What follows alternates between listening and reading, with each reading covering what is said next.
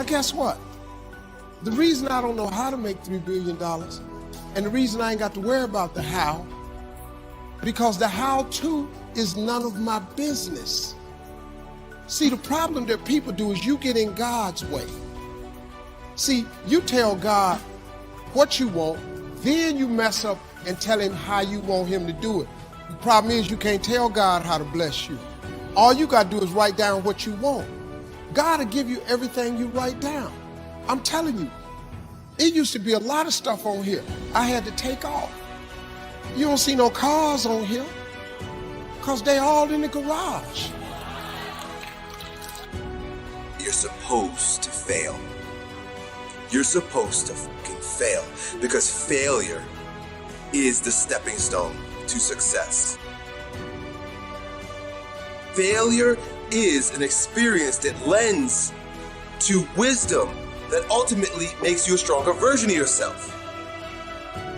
So the idea is you must fail 100 times to succeed once. That's part of it. No one succeeds the first time. It's learning how to not get disappointed with failure, to understand failure. You only learn when you fail. You don't learn when you succeed. As long as you don't surrender, as long as you don't give up, as long as you don't quit, then you haven't failed. It just means you've made a temporary tactical retreat. It means you've made a brief withdrawal so that you can regroup, re-attack. So, as far as I'm concerned, if you get beat, unless you're dead, you are dead. You want to build something new.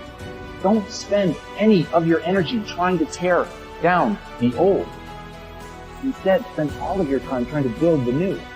And that becomes the thing. It becomes the race against yourself. It becomes the race to see if you can make yourself better. You have a vision of who you can become, and you're constantly racing against that person. You're trying to become better than that person. You're trying to outperform your own expectations.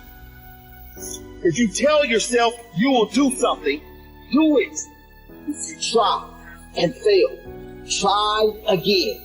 Learn the lesson. Learn and grow until you are ready to conquer whatever it is in your life that needs conquering. And when you can do that, when you can set a bar that is ridiculously high and then become somebody capable of surpassing that, then, and only then, will you become the person you were meant to be. So put all your time and energy into building you.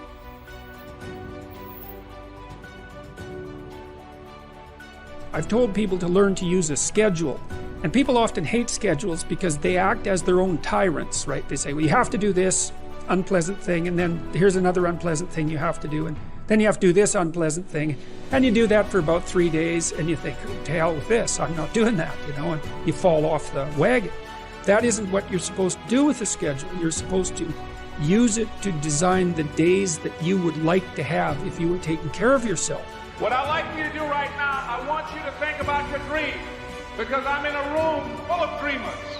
Think about your dream right now, what you think about it, and envision it. Dreams without goals are just dreams.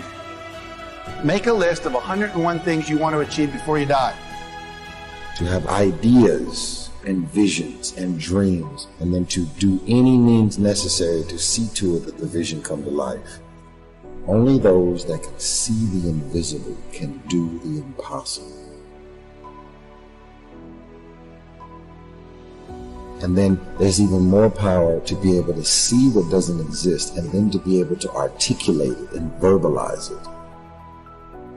And I know the sacrifices that went along with standing here today. We're not on this stage just because of talent or ability. We're up here because of 4 a.m. We're up here because of 2-a-days or 5-a-days. We're up here because we had a dream and let nothing stand in our way. If anything tried to bring us down, we used it to make us strong. We were never satisfied, never finished. We'll never be retired. Rest at the end, not in the middle. Everybody can be the best you're capable of being. And I want to tell you, if you want to fail, you have the right to fail. Then life's a matter of making choices, wherever you are, good or bad, because of choices you make. Just keeping your minds and your spirits open to the possibilities. I'm telling you, stop being afraid of the unfamiliar.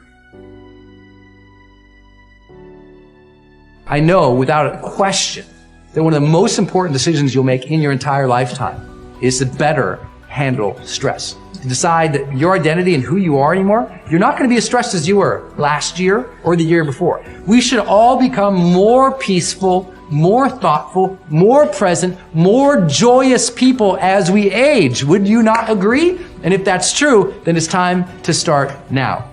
You know, there has to be an intentional decision at some point in our lives where we say, look, I'm not going to be this stressed anymore. I'm allowing too much stress into my life. And please notice the words I'm using here. I'm allowing too much stress into my life.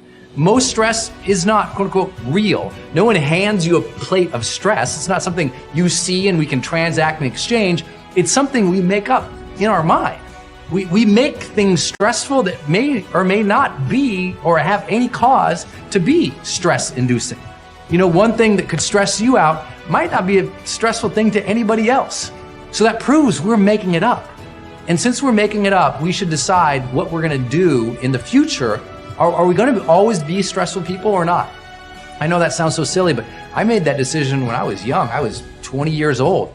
And I said, look, I don't want to be a stressful person anymore. I used to stress about getting everything right and getting good grades. And I'd stress about, pleasing people and stress about, did I fit in? I'd stress about college. I'd stress about, and at some point I said, all this is made up.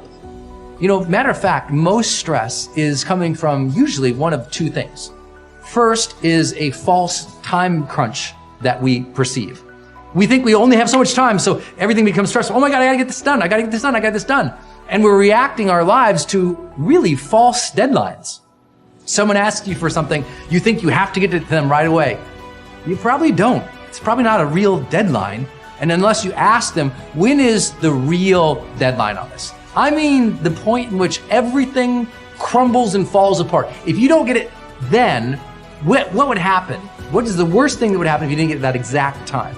I'm crazy about this in my life. If someone says, well, Brendon, I need this by Thursday, I say, okay. If you need it by Thursday, is Thursday the day everything would explode and fall apart if you didn't get it? And they're like, no, Monday would be fine.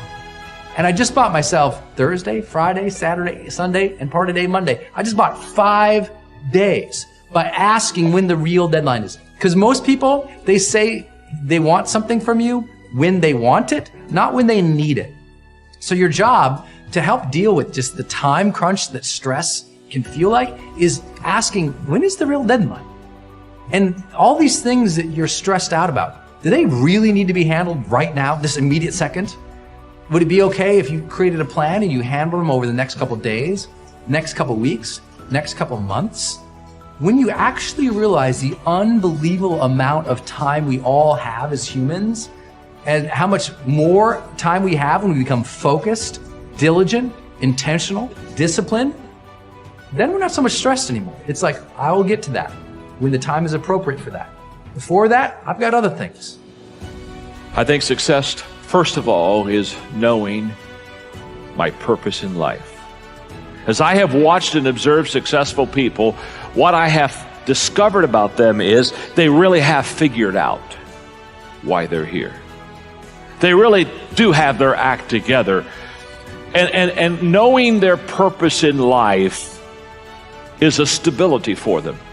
So that when everyone else is rocking and rolling and things are a little unsteady and people are kind of leaving the ship and people are kind of abandoning their causes, these people, they hold steady right throughout the storm because they have a true North Star. They truly are focused. It becomes an anchor in their life that just holds them steady. And the anchor is a confidence based upon a knowledge of purpose.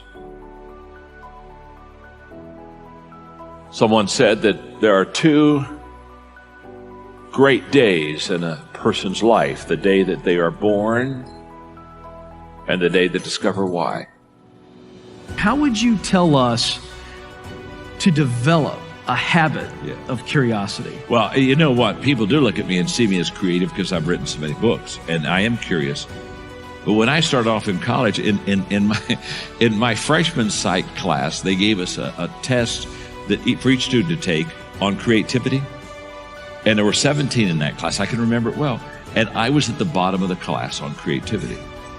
I mean, I was like number 17 out of 17. And what the teacher posted the scores. And so, I mean, I saw how bad I was.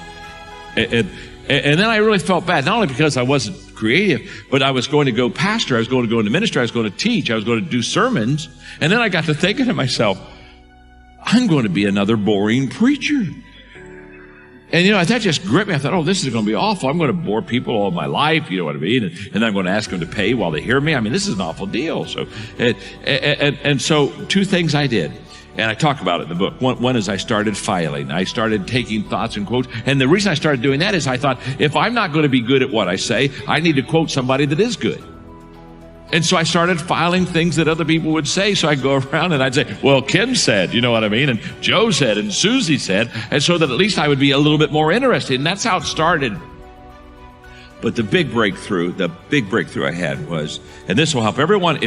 How many of you would like to be more creative? Let me see your hands, okay? How many of you would like to just absolutely have an imagination that just took you to a new level? You know what I'm saying? Okay. How many of you already have that because you're on drugs? Okay.